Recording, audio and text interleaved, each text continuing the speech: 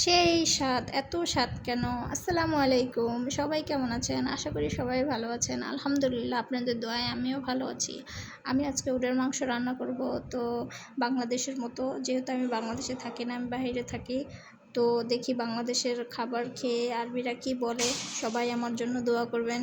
ঠিক আছে, আজকে ফার্স্ট টাইম বাংলাদেশের মতো করে তেল মশলা ঝাল বেশি করে দিয়ে উটের মাংস রান্না করব। তো উটের মাংসগুলো আমি আগে সব ময় মশলা দিয়ে, পেঁয়াজ যা যা লাগে ইত্যাদি ইত্যাদি সব দিয়ে আমি মাংসটাকে ভালো করে মেখে নিয়েছি। এখন আমি মাংসটাকে তেলের মধ্যে ছেড়ে দিব।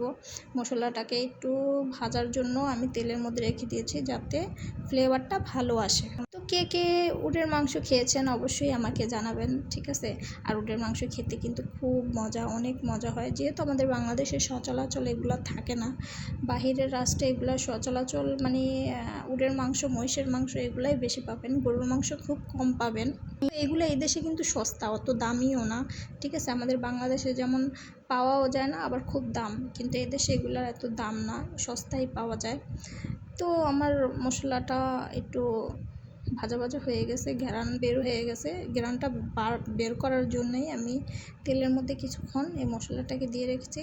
এখন আমি ম্যারিনেট করা মাংসগুলো ছেড়ে দেবো। আর মাংসগুলো, হ্যাঁ, ছোট ছোট করে আমি কেটে নিয়েছি, তার সাথে 2-4টা হাড্ডিও আছে। ছোট ছোট করে কাটার কারণ হলো, ওরা বড় বড় মাংস আমাদের মতো এত পছন্দ করে না, যেহেতু ছোট ছোট মাংস পছন্দ করে, আবার তাড়াতাড়ি সিদ্ধও হয়ে যাবে, সেজন্য আমি ছোট ছোট করে কেটে নিয়েছি।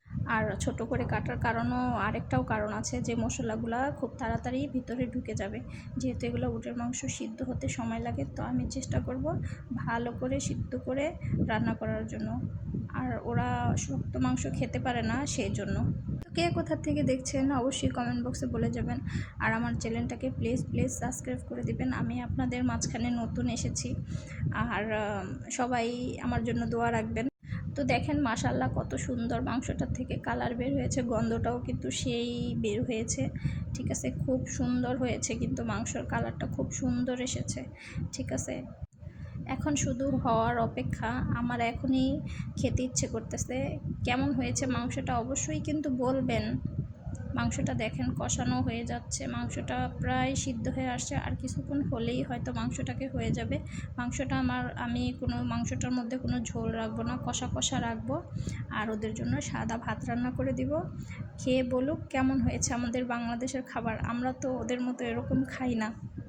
ওরা যেমন ঝোলমোল খায়, আমরা ঝোলমোল খাই না, আমরা কষা কষাই বেশি পছন্দ করি। দেখেন, আমার খাবারটা অলরেডি হয়ে গেছে। টানটানান, মাশাআল্লাহ, দেখেন কত সুন্দর হয়েছে না? কালারটা একদম কালো বোনার মতো হয়েছে। তো সবাই ভালো থাকবেন, দোয়া রাখবেন। আল্লাহ হাফেজ, বাই বাই, টাটা।